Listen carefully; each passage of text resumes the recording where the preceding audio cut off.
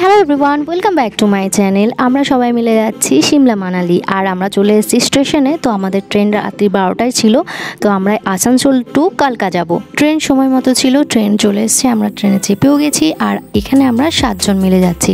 আর আমরা এখানে একটা ট্রাভেল এজেন্সিকে বুক করেছিলাম, যার নাম হচ্ছে বোহেমিয়া ট্রাভেল এজেন্সি। তো তাদের ফোন নাম্বার আর ডিটেলস আমি আপনাদেরকে ডিসক্রিপশন বক্সে শেয়ার করে দেবো।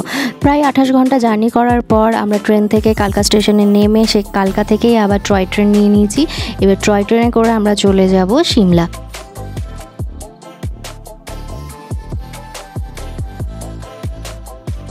বাইরের প্রকৃতি দৃশ্য দেখতে দেখতেই আমাদের চলে এসেছে জলখাবার, মানে ব্রেকফাস্ট চলে এসেছে। এখানে 2টো ব্রাউন ব্রেড দিয়েছিল, আর দিয়েছিল 2টো ভেজিটেবল কাটলেট, কিছু বয়েল ভেজিস ছিল, ম্যাঙ্গো জুস ছিল, একটা বাটার ছিল, আর কেচাপ ছিল। এর সাথে ছিল চা বা কফি, যে যেটা নিতে পারে।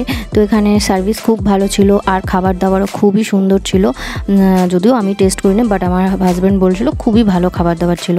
আর এখান থেকে বাইরের দৃশ্য দেখছিলাম আমরা। কিন্তু আমার জানি না, টয় ট্রেনে চেপে প্রচণ্ড শরীর খারাপ করছিলো, কারণ কি আমার কেন জানি না বমি হচ্ছিল খুব। তো আমি এখানে রেস্ট নিচ্ছিলাম। আর তারপর আমার বর বললো বাইরের দৃশ্যটা দেখো, খুবই সুন্দর লাগছে, একটা আলাদা রকমই পুরো ওয়েদার চেঞ্জ হয়ে গেল। তো যাই হোক, আমি তো খুব বমি করার পর এনার্জি পেয়েছিলাম একটু ফটোশ্যুট করলাম।